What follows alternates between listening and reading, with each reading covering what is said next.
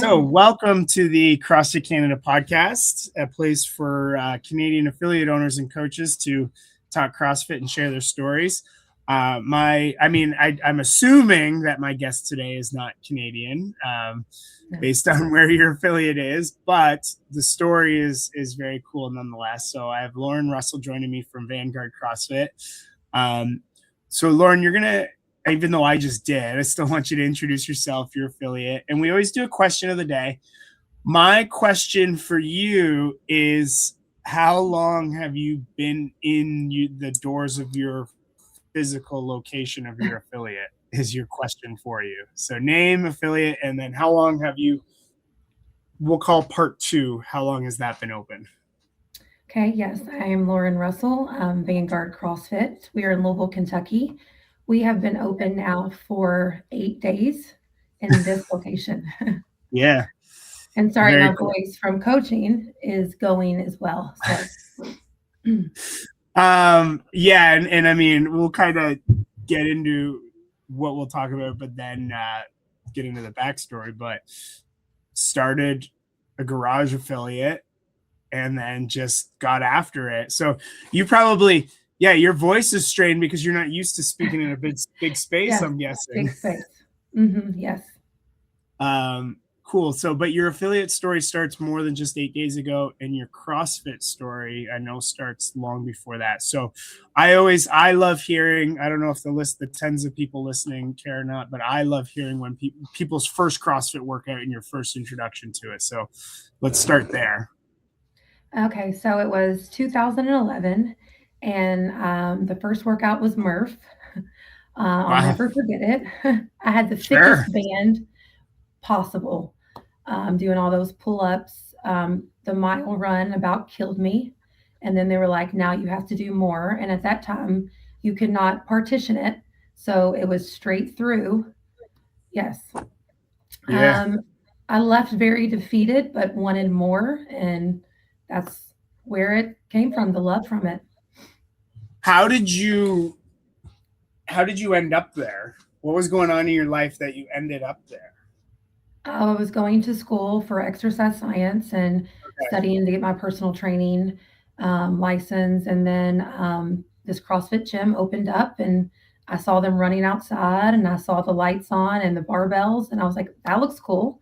So I just stopped in, tried it out. And of course they were like, here's the workout. It's Murph. It's Murph. I know there's a few folks who, and actually, ironically enough, up in Canada too, there's someone who's a member now who her first workout was Murph. Just tried a class and it was good to go. So you remember leaving feeling defeated, but wanted more. Was that feeling of defeated more or less because I'm guessing if you were taking exercise science, you were already feeling like you were fit, and then you get introduced to this like new version of fitness? Like why are we not learning about this fitness in school? Yes, you nailed it. I thought I was fit. I was coaching, hours of group fitness classes, cycle, silver sneakers, boot camps. And then I walk into this thinking, I'm really fit. I can do this. And I was not at all. So I wanted to be fit like the other ladies that I saw doing Murph. That's awesome. So continued on, and then how long did you stay a member before the itch to coach clicked in for you? Oh, very quickly. I realized that coaching 5 group fitness classes, because I would actually work out with them as well. So you're not just coaching, you are doing the workout. So I quickly realized that 5 hours a day of working out was not going to get me anywhere. So I quickly transitioned, asked to be a coach, and I actually went to a different gym a little bit farther away because it was competition with the gym that I was personal training at. And then that's where I started. So you stayed doing personal training, kind of like your current thing, and then you added in coaching to coaching classes, but you valued that relationship with the personal training place where you're like, hey, I'll drive a little further just to be able to still coach CrossFit?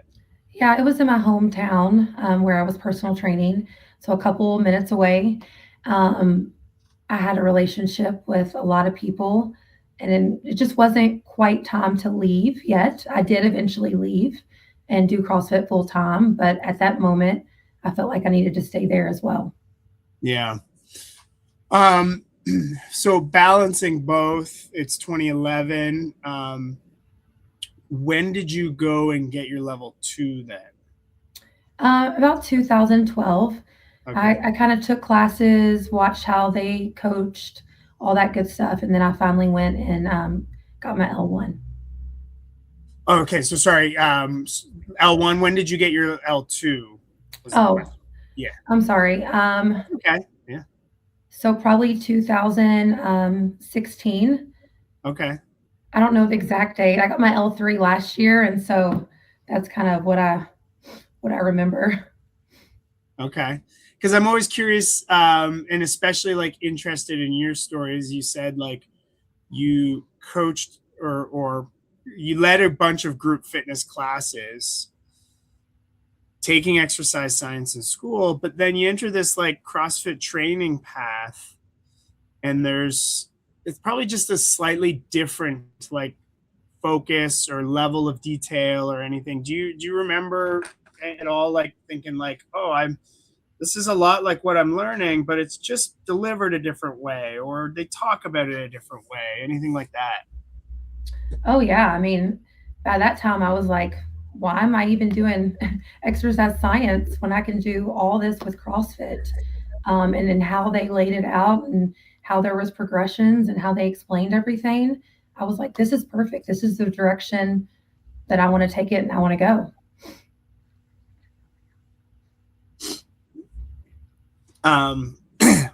No, that's really cool. So you mentioned you just got your level, not just, but like you got your level 3 last year. That's awesome. Congrats. Mm-hmm. So Thank you. Clearly a dedication to the craft, but then, I mean, jumping in because your story is really cool, is what happened. It was, if I recall correctly, so you wrote it, I know we talked about this offline before I hit record, is you submitted an article to the professional coach. And if I'm telling your story, am I remembering right? It was at the games where you were like, I need to open an affiliate. Yeah. So I stopped coaching for a little bit and COVID hit. We have 4 kids. I had other things that I had to focus on. And I just kind of got back into it, studying for my L3, got my L3. And then I went to the CrossFit conference, actually, is what did it. Oh, okay. The OCC recently. Okay. Yeah. Yeah. Okay. And so I was in this room and all these affiliate owners. What about it? Yeah. It was, why didn't I start and do this already? I was like, look at all these people that have my dream, right? I've wanted this for 17 years. Ever since I started, I wanted to have a gym, and watching these people, and I'm like, they've done it, with confidence. And really, there was just a couple affiliate owners that I talked to, and I kind of sat down and I was really thinking, okay, if they can do this, they have kids as well. Why can't I? And my husband met me for the CrossFit Games, and I said, hey, I'm ready to open an affiliate, and thought he would say no. And he was like, let's go. And we got home, and that's what we did.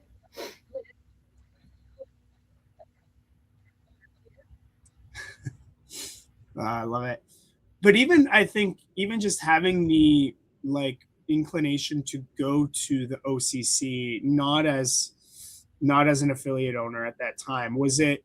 And were you coaching at a gym then, or did you just see like the opportunity that like, because it was new, it was the first year last year, and you're just like, I'm gonna just check this thing out?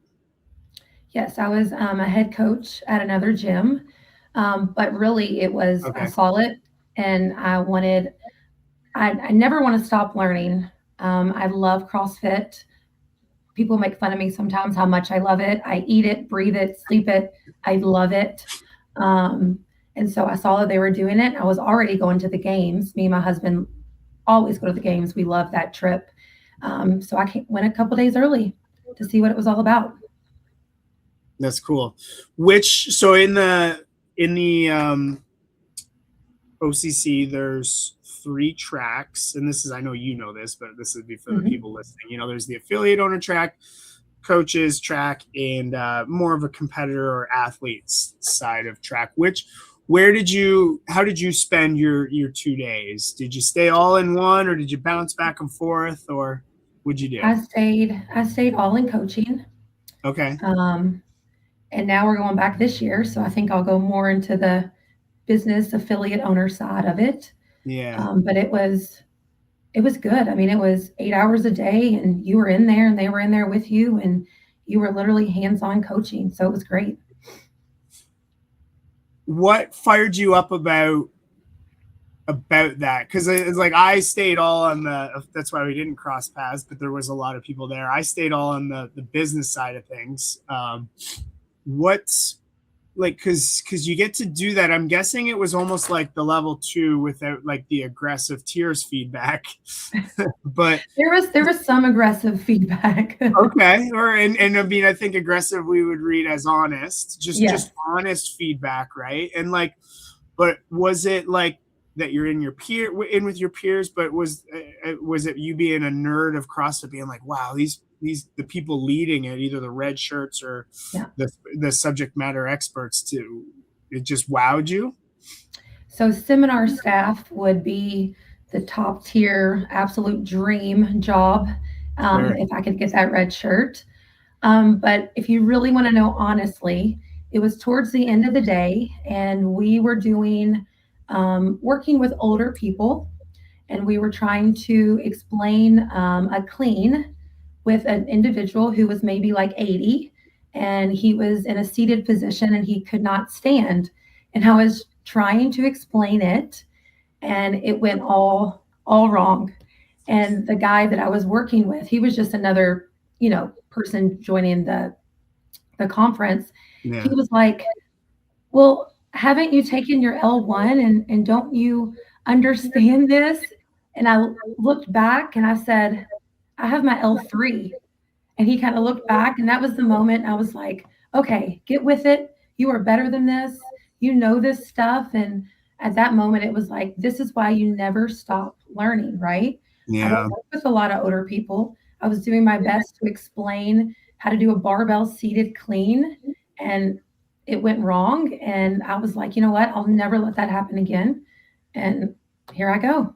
That's so cool and very coincidental. And it's that you bring this up, because I was 5 minutes late to start recording because I was rushing back from coaching all morning, and we have a Legends lunch class at noon.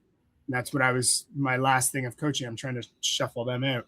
But we had a drop in I'm an hour north of Toronto.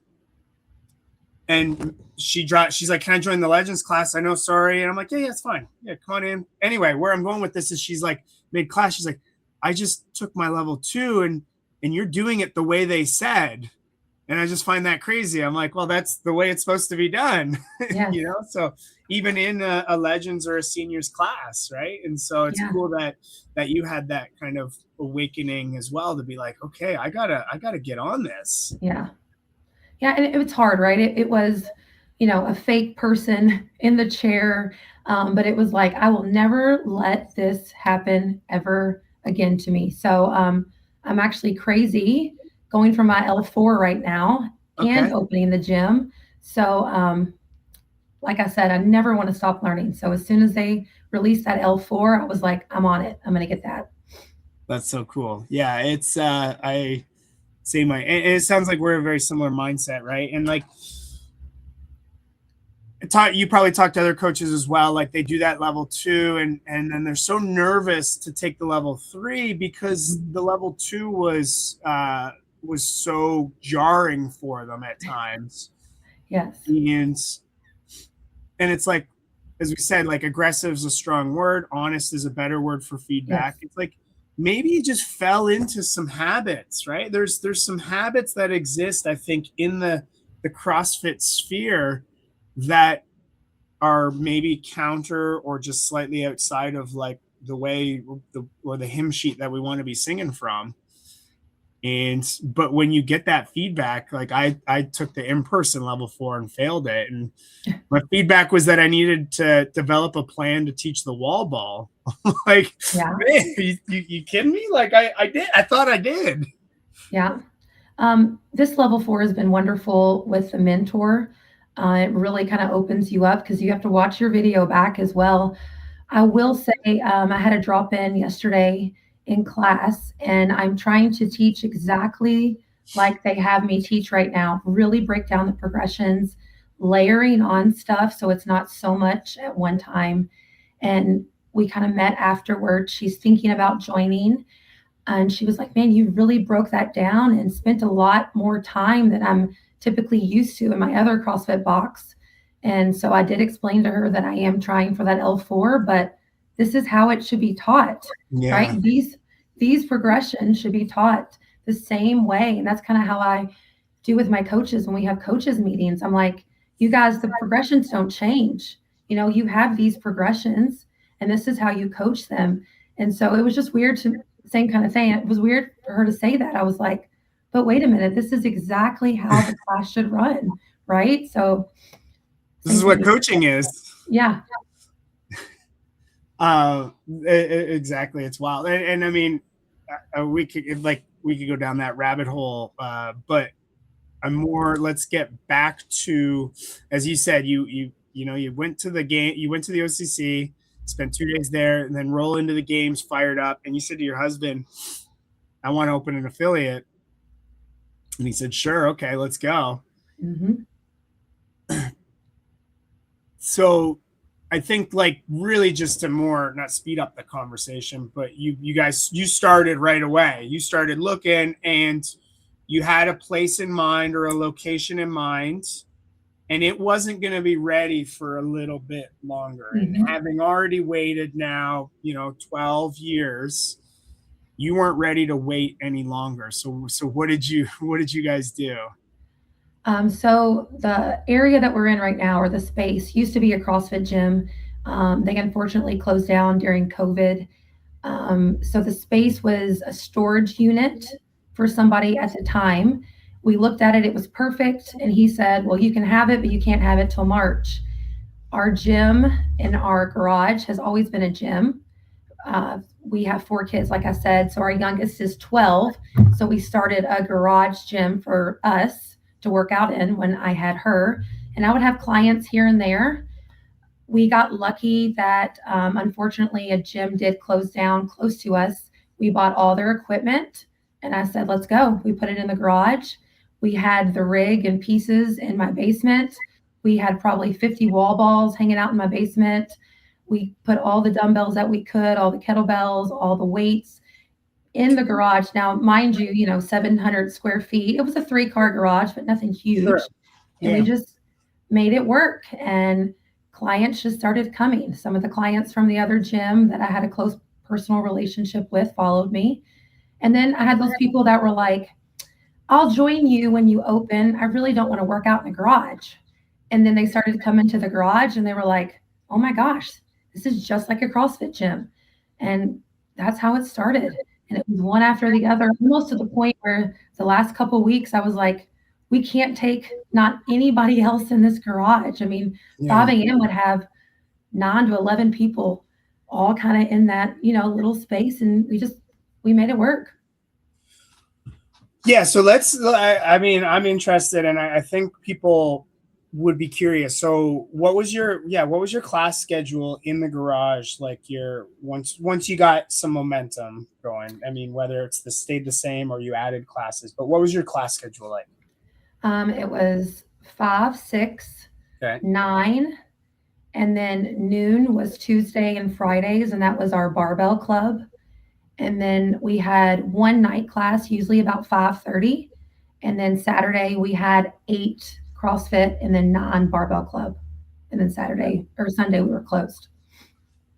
Excuse me. So attendance heavy in the morning, and then just kind of sprinkle people in the rest of the day. Yeah. So we would have anywhere from oh, 6 to 11 people at 5 a.m. That was probably my busiest class. I know, Yeah. crazy, right? 6 a.m. would have one or two, and then 9 a.m. would be another big one, usually about 10 people. And then the night classes, oddly enough, would just have a couple. And then Saturday, we would just be, I mean, jam packed in there with each other. Yeah. What were lessons learned? Because I mean, like I don't know if people listening can conceptualize how small 700 square feet is. It's big for a garage, but With small equipment, yes. with equipment, with 10 people. Like, what were some lessons learned? But I'm guessing, like, that was, looking back now, you're probably like, man, this was so valuable now transitioning into a bigger gym space. Oh, so valuable. I was mad. I was so upset that the space wasn't ready. But Yeah. now looking back on it, I built a community of 30 to 40 individuals that really were sold on my coaching, but yet CrossFit and the love for it. And I will say, I let them work out for free for 6 months. And that was okay. That was what I was going to invest into them, to invest into my community. So once we opened the new space, they knew they had to start paying, but they all committed to being part of the Vanguard Circle, which is our founding members. Cool. So when I opened the doors here, we already had 30, 40 people ready to go. So looking back on it, the lesson that I learned is I needed that time to, for one, perfect my coaching, to learn how to wake up at 4 a.m. every day and, be happy at 5 a.m. Yeah. But yet build a community. So when these doors opened, it wasn't like, oh my gosh, how am I going to do this? I had people with me and they came with me the whole way, right? Like, so when we put all the equipment in here, they were the first people at my house to move all the equipment, to build all the equipment. So how angry and upset I was that I had to wait 6 more months to have the space, and how angry I was that I had to fit everybody at my house in the garage. It was such a blessing. And I would never take back that time that we had. And now it's funny, my garage people want to go back, right? They're like, oh, this space is too big. And now new people are coming in and we want that little, community that we had. And so they're learning to, and we have coaches now. So it's not just me coaching, and they've got to let me go just a little bit. So they're learning as well. Yeah. Well, and so how many square feet is your now gym, the 8 days old gym? 5,000. 5,000. Wow. Okay. Yes. So, right. So like, because what really fascinates me is space isn't, unless you know how to really use it, like space isn't always a blessing. Yeah. Like in a gym, space can pull the culture apart and pull people apart. And so I'm guessing like you created a culture of people who didn't mind working out elbow to elbow with someone, Yes. sharing a barbell, waiting 15 seconds to get on the pull-up bar. Mm-hmm. And like that culture is, in my opinion, is very important to building the culture of a strong community. Oh, absolutely. I mean, we had 4 pull-up bars and we had 2 squat stations, tons of dumbbells and tons of kettlebells, but I had to be very careful how I programmed the workouts, especially on Saturdays when everybody was coming together for one class. And then, we had certain rules, like on Barbell Club, if we're going to snatch and your friend is on the floor doing some accessory work, do not snatch or do not go on the floor yet until they are done going overhead. Let them finish that lift. Do not walk in front of them. So there were certain, rules we had to abide by, but a couple workouts, maybe like on a Fran day when we're doing Fran and everybody wants to PR, that might be the only time people got a little upset waiting for a pull-up bar. But other than that, everybody kind of knew how it was going to flow, and it went actually really well, to the point now they're kind of like, you see them kind of, hey, you want to still share a barbell today? And I'm like, guys, we have plenty of barbells now. Everybody can have their own space. Yeah. Well, and because that's what I mean is like, as you got 5,000 square foot, I'm sure there's other spaces that are used up in some way, shape, or form, but it's like you're probably looking like shit, I could run, if the coaching could stay the same, I could run a 50-person class in here. Like, man, hell yeah. So the other day, I was warming up, and if you run like the perimeter of the gym, it's about a 200 meter. I mean, there's stuff in the way you kind of got to work around. But I was like, guys, look at me. Look how much space we have as I'm running in our gym. So it still hasn't hit me that this is mine. Maybe because I'm so exhausted, which I'm sure you know when you first open your affiliate, how tiring it could be. I'm sure it's going to hit me, but I'm still in that mentality of that little bitty garage space. Right. I'm going to guess, though, then again, coincidentally, as you going through your level 4 process, is group management is a key thing. It's one of those like words that gets put on the whiteboard when you do your level 2. It's so important. Right? Mm-hmm. But when you're getting evaluated or getting feedback, like, your group management is something that's going to be put under the microscope, including, which I don't think enough people consider, is from a safety standpoint. Where is stuff? So I'm going to guess now is like, the level 4 is probably a little stressful, but you're like, I don't know. You might be like, that part, at least I got dialed in. You have no idea. I got all this space to work with. This is great. Yeah, so thinking about, I haven't quite, the videos I've taken for my level 4 have actually been in the garage. I have not shown my new space yet. So I will say, when I'm videoing these, I have to be very, you can only have 4 to 10 people in the class anyways for that purpose, so they can watch you coach and make sure that everybody's getting the, attention needed. But I would have to position people in a way that you could still see the whole gym when it's videoed, and that we're safe, right? And kind of stagger people. So now it's kind of like right, there's so much space though that you're like, oh no, wait a minute, you got to still come back in. We still need you to be a part of this class. So we'll see the first video I actually take of me coaching in this big space and how group management plays into that. But I think that's, with presence and attitude and group management, I think that's almost number 1, right? That's what keeps people coming back. Mm-hmm. Well, 100%. And I mean, group manage, I get like sometimes flack from my members at times, and they're like, they don't want to say anal, but like just particular, and Matt wants it this. It's like, no, you have to understand that a plan of the group is like in my opinion, it's one of the number 1 ways to initially show that this is a professional operation, right? And it's one of those things you can't necessarily tell when someone has a very distinct plan, but you can certainly tell when there's no plan. And everyone's like, oh, it's chaos and we're having fun, and it is what it is, but that's not professional. I'm gonna guess you're of the same opinion. Yes, I think a lot of CrossFit boxes have lost that professionalism.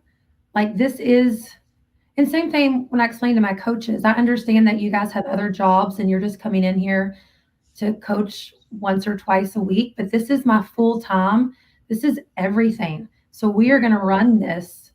Like, I ask for class plans before you teach, before you're able to be on the schedule. I want to see your class plan.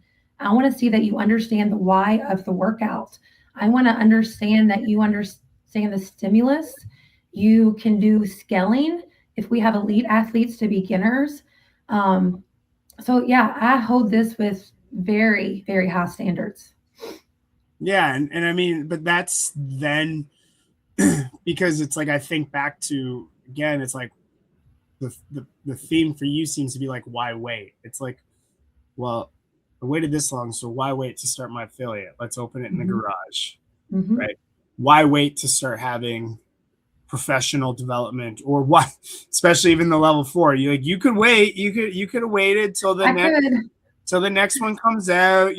Like the open new facility, all this stuff. I could wait, but why wait? And because waiting, you're just delaying the lessons that can be learned along the way. Yeah, I mean, I've wanted to open a gym for so long. So my youngest is 12, and that's kind of how the garage gym started. It was okay, me and my husband were going to open a gym, and then I got blessed with another baby, and it was like, okay, this isn't the time. So I think I was tired of it not being the time. And I was Mm-hmm. like, you know what? I'm just going to do this. And to use what made us affiliate the garage was to use the CrossFit name. I had to actually pay that fee to Yeah. affiliate. So I couldn't use anything on my shirts. I couldn't use anything on Facebook or Instagram. So we decided, hey, we're just going to go ahead and pay the fee, go ahead and get this affiliated, and we're going to run the garage like a real gym. I would have my coaches come in and I would have them coach a class in the garage and make this as professional as you can, even though you're in a garage setting. And that's kind of how we did it. But I was tired of waiting. Yeah. And then so you did kind of skim past it, but just from a planning standpoint, to reiterate, so when people joined your Vanguard circle, they basically signed a commitment to start paying when the new place opened, Mm-hmm. and they were coached for free in that Mm-hmm. time frame. Mm-hmm. So that's a cool way to like get pre-commitment or pre-sold. But it sounds like, and it's not about a right or wrong, but it sounds like you could have charged them, and they probably would have happily Absolutely. paid it at that point, right? So they are actually not paying until April 1st. Okay. Me and my husband decided. So the Rogue equipment, we have tons of Rogue equipment that comes on the 24th. So Okay. we have everything from the garage and the rig that we had downstairs built in this space, but it's not exactly how we want it, right? We have 12 rowers come in, 12 bikes. Right now we just have 2 of each. We have 6 more GHDs coming. We have pegboards. So the vision that we have is not complete just yet, and we're not going to make them pay until it is. And that's kind of what we started this on. This is what we stood on. And believe me, they want to pay. They're like, this is crazy, Lauren. Why are you still making us not pay? Some people will leave like Starbucks gift cards on my desk. But I don't want them to until I give what I promised. And it's an investment into my business. And I hope to look back on this, and it's already been worth it, but I hope to look back and say that was so important by building that community of people. And now I have 30 people already signed in for at least a year. And that's why I did it. That's what it's all about. Yeah. And exactly, it sounds like like your morals and values. This is just the way you want to do things. You clearly there's some integrity there about like, no, I promised you something, and I'll charge you once we do that promise. But again, I do want anyone listening, interested, inspired, especially coaches who running or starting as a garage affiliate is a perfectly like plausible way to transition this into a business. Like you could have started charging and little by little, and it's something that if maybe an individual isn't in the position to put down the money or the financing or get a loan for businesses, you could spend a year coaching at your garage or a friend's garage or a barn. Absolutely. And just put all that money aside to again take that next level. So what's something you would tell like someone who's thinks I can't do it because I can't get a 5,000 square foot gym and all the best Rogue stuff, right? Like what advice would you give that way? I do want to say I do not take it for granted that I am able to do what I did with the 6 months for free. So please don't take that for granted at all. If you don't do it now, then when? When are you going to have the money? When are you? It's kind of like having a baby. When are you going to be ready? Well, you might not, but when that beautiful baby is here, you're ready and you figure it out. But if you don't invest in yourself and go ahead and take that step, you're never going to make money, right? So you're never going to have the gym, and you're always going to be scared, whether you have all the money in the world to do it, whether you have the space. So I mean, the garage gym, now looking back on it and the members, they're like, we want to go back to the garage. I'm like, shoot, I could have kept us in the garage and kept 30 people happy and not done this, but then I would still just not have ever pursued my dream, right? I've always wanted Yeah. a gym. I could have stayed safe in that garage, but then if I'd never ventured out, I would have never known. Again, they have not paid me, so I have rent due soon. That's scary. I'm not going to say it's not, but Yeah. I'll get there. So, but if you don't take the first steps, when are you ever going to get there? When are you ever really going to be ready? So I was tired of waiting, and this is my one shot, and I signed a 5-year lease, and let's do this. It's like it takes a perspective change, and I think like somewhere in, I thought I heard Middle Eastern countries, like it's pushed to have more kids and as many kids as you can, because that will not force you to be more prosperous, right? Like you grow the family first, and then you grow your means to support the family. Yeah. But we're always in that safe other way around. Oh, I need to get my means. But really, that's not how life works. You look at the Open, prime example. Nobody pushes that hard. Not most everyday athletes don't push that hard mid-class, and then all of a sudden they find that extra gear to shift into in the Open, and they're like, man, okay, I can do that. Yeah. But I'm guessing you have visions to like host L1s and L2s and weightlifting seminars. I've already sent that email for the L1 and the L2. I have my Olympic lifting coach doing a seminar April, I think 25th. So that's a huge, love Olympic lifting. So we already have lifting platforms going to go down. I've already talked to him how we can run meets. So yes, I have so many visions. I would love eventually for my coaches to take over the coaching and me stay more on the coach development side of it and open it up to all the surrounding CrossFits.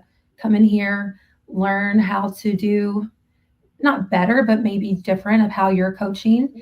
And I love programming. Programming is where my heart is. If you can see kind of behind me, this whole wall is a whiteboard. And I love just to play with it, move it around. You can have so much fun with it, right? I will never outsource the program. I just think it's so important. Like, I know my members, I know my space, I know how much I can push them, what they're going to allow me to do, and just to have some artistic fun with the programming. So really, I see myself letting the coaches coach, me running the coaches and coach development, and then really hounding on programming and hopefully maybe selling it to a gym down the road or maybe a gym in Canada. Who knows? There you go. That's right. Home gyms. You could specialize in home gym programming. Yeah, sure can. How to make this program work in your garage? Yes. Yeah. If you came up this way, you'd have to accommodate for 6 months of snow, but could get it done. How much like you had this expediency from like get up and go into the home affiliate to like when you guys were ready to move in. How is that ready fire aim mindset kind of prepared you now for, let's just say, like your next 3 to 6 months? Like, because sometimes affiliate owners can be worried about if they're making the right decision, and that paralysis by analysis creeps in. But I'm guessing like you're just so used to now, like, well, I'm just gonna keep firing and see what happens. Don't get me wrong. I am super nervous on this whole journey. So I don't want to sound like I have it all under control.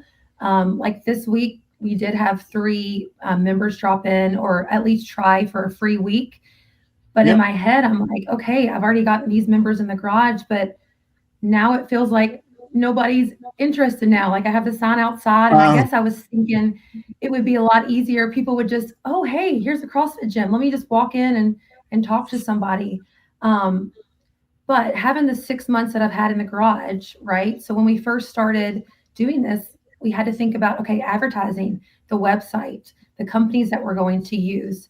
So I had all that time to develop something. So when we opened in this spot, the website was finished and everything kind of released at once. So we kind of have a plan. And I think I needed that 6 months to actually think about, okay, how is this really going to happen? Because members are not just walking in the door like I would hope. Like, we have a company who releases our advertising, who runs the Google campaigns, who runs the Facebook campaigns. So I just needed that time to kind of get here, because the next 6 months is scary, right? Like, I have a number that I need to break even, and we're not there yet. So it's just all scary. Can I just say? Yeah. Just go for it, but it is scary. Well, I think maybe that's the misconception, both in my question and just overall, is like, it's always going to be scary. It's always, but like, having the right answer isn't as important as having an answer for right now, and the only thing worse is like no answer at all and not doing anything. I think the garage also showed me that I can do it, right?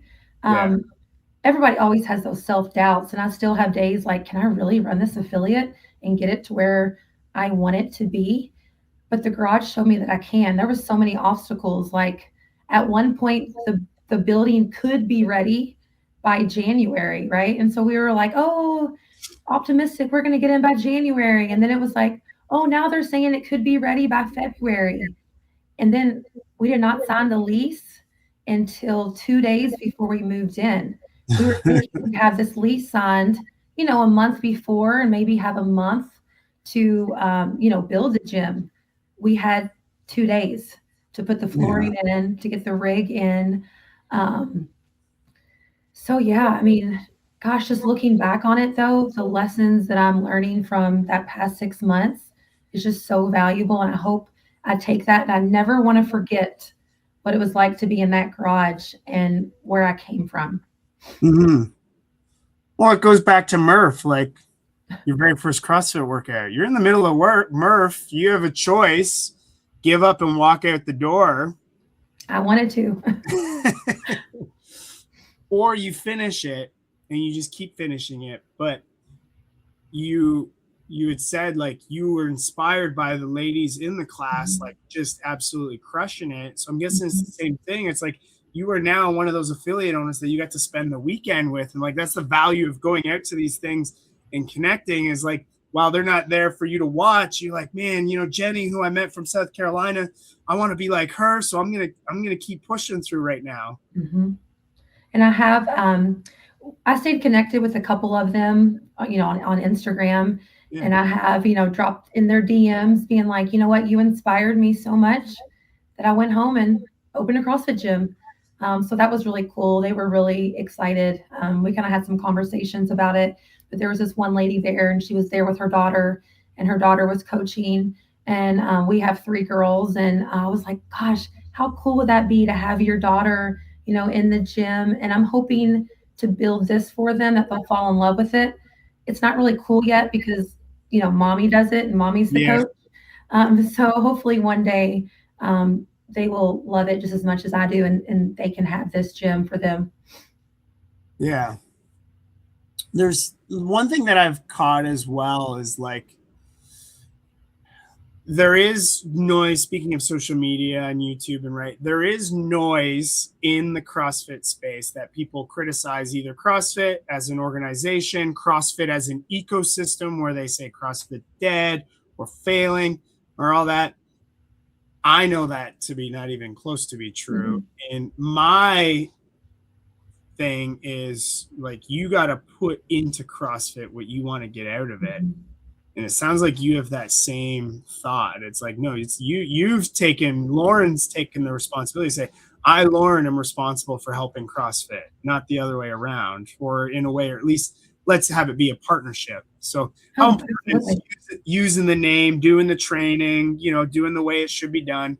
How important is that to you? And is CrossFit dead? Yes. CrossFit's definitely not dead, but it is scary opening an affiliate in a time where they're talking about, are we selling, are we not? Sure. And that was a question with my husband too. It was, okay, should we open Vanguard and not put the CrossFit name on it. A lot of people are going away from CrossFit, but it was so important for me to have the name. Even on our website, it says Forging Elite Fitness for All. And the website designer kind of questioned me and was like, are you sure you want that word elite in there? And I said, yes, because you can be elite, but be a beginner, right? Like you can strive for yourself to be elite. It might not look like the CrossFit Game athletes, but every time you come in here, you're going to strive to be your elite self. And that was very important to hold the CrossFit name, to go back to the roots of Forging Elite Fitness. And I don't want to stray away from that. Can CrossFit be scary and overwhelming? Sure. But once we kind of get you in the doors and you see that we have, elite athletes to that middle ground to very beginners. And I taught at the YMCA for 10 years because they had childcare, honestly. And I brought up cardio fit because I couldn't call it CrossFit. And some of my YMCA members followed me into this gym, and I'm very grateful, but we're moving a lot different, right? There's standards that they didn't have to hit, but we have to make them fall in love with CrossFit, right? So we have a couple people who love the cardio aspect of running, and when it's muscle up day, they're coming from a different background. They don't love that. They don't understand quite yet why we should break down the muscle up and work on technique. And if I can't do it on the high rings, it's not fun on the low rings. So we have to do it in a way that they fall in love with it though too. I don't want to be so much on, of course, movement standards are important, right? Yeah. I don't want to be so much on that I drive you away because you're not doing it right. So right now, I'm just trying to make everyone in this gym fall in love with actual CrossFit and understand the why too. I think sometimes if we don't explain the why to them, they don't understand why we do stuff or why we hold that standard and why we, or me, I find so much passion for that name CrossFit, and I put it up there with the utmost respect. But it's up to us, right, to show that to them so that they carry that as well and want to do it, right? Like you want to squat below parallel. Well, why do I have to? You should want that standard for yourself. You should want to hit that every time you come in here. So, but again, it's up to us to make them fall in love and make them see why that CrossFit name is just so important. Well, even to your point about like continuing education and constantly learning and things like that, like I think we preach standard, but are we good at teaching the standard? Different than just saying like, hey, Lauren, I need to see your hip crease go below the knee. Like I've told it to you, but telling isn't teaching. And that's something I've noticed in my own development journey of working with mentors and failing the first level 4 was I wanted people to move better. And man, I was giving cues, corrections. But it wasn't until I kind of realized that I'm actually not good at teaching what I want that all of a sudden I started to have people move better. And now it's like not even really a fight anymore. Yeah. Again, it's do they understand the why? Do they understand, people can yell at them all day long to do a certain thing, but when they understand that you're telling them this because you actually care about them, right? And we actually want to see you move so you don't hurt yourself and that you use the muscles that are supposed to be working correctly. And when they see that you care and then they understand the why and it comes together, you're right. They want to move. That's how they want to move and they want to get better. So yes, I think that's up to us as the coaches though, or as affiliate owners to set the standards. And then I think people fall in line and we have to right too. Like when I'm videoing for this L4, I'm telling people like, this is what I got wrong on this one. And we're going to change class a little bit. We used to go a little bit faster through these movements. And I know that you know how to do them, but now we're going to break them down again because 17 years in the game of coaching, I got a little complacent, right?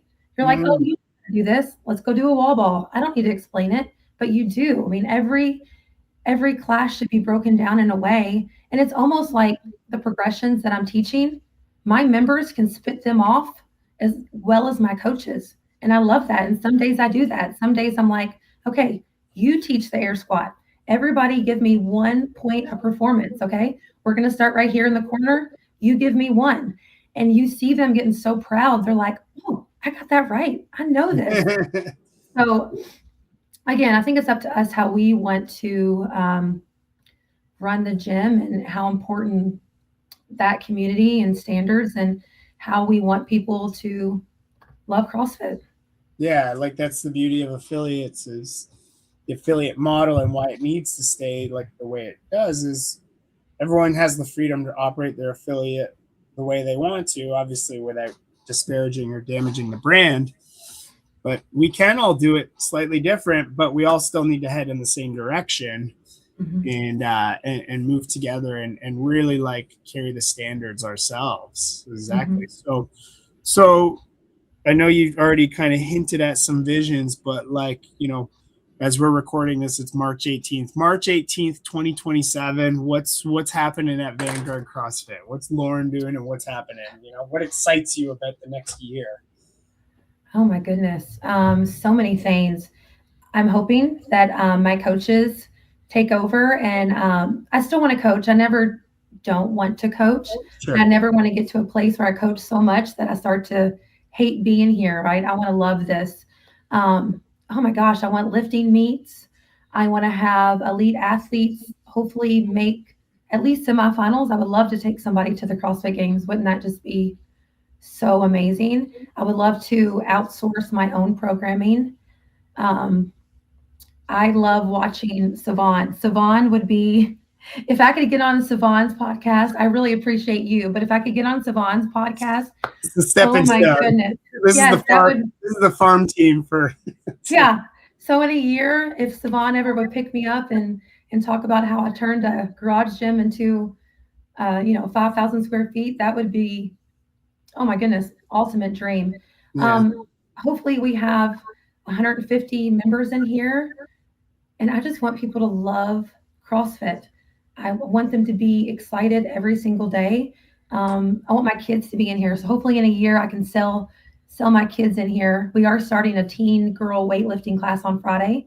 Cool. I would love to see some of the girls from, the softball teams around and the track team to get in here and build some strong girls. There's nothing that excites me more than seeing a girl or a woman put some weight on the bar and they didn't think they could and they lifted, and that's exciting. Not that I don't love to see, a man pull a 500-pound deadlift, but sure. When a woman changes her mind and decides, hey, I'm going to get strong, that is what I want within this year of Vanguard for sure. Yeah. My favorite moment of the Open this year was popped in. We were doing some people on, we have a Sunday morning teens class, and then we were making the gym available for others to do the open workout.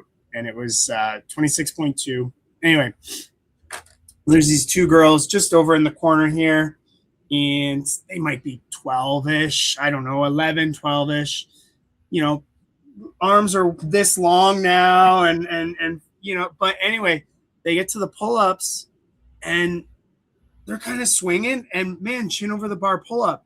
And then they didn't know me, and I can't help myself. I'm there. I'm like, hey, so like that was good, but next one, push away and swing right back up into the next one. And it's like, boom, just like 5 in a row, just like push, swing through, did 5. I'm like, did you notice the difference? She's like, yeah, that was super helpful. It's like, now you got this girl who has something to be proud of. So exciting. And that's like the magic of the whole thing. Yeah. Oh, so we were lucky enough. When I was talking to my realtor, of course, they had no clue what the Open was. When they were saying that this space wouldn't be done until March, I was like, you don't understand.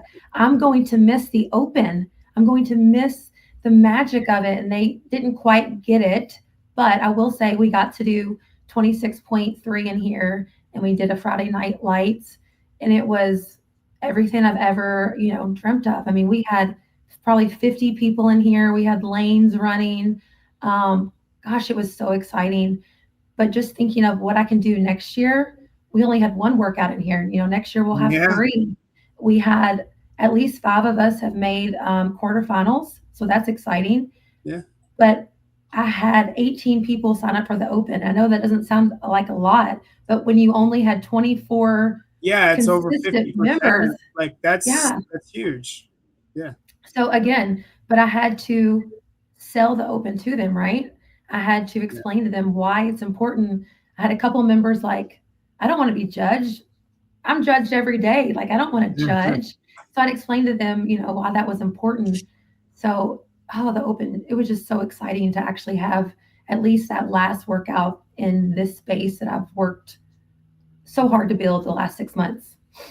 That's cool. And the next 6 months are only going to be even more exciting. And on that note, 3, 2, 1, time.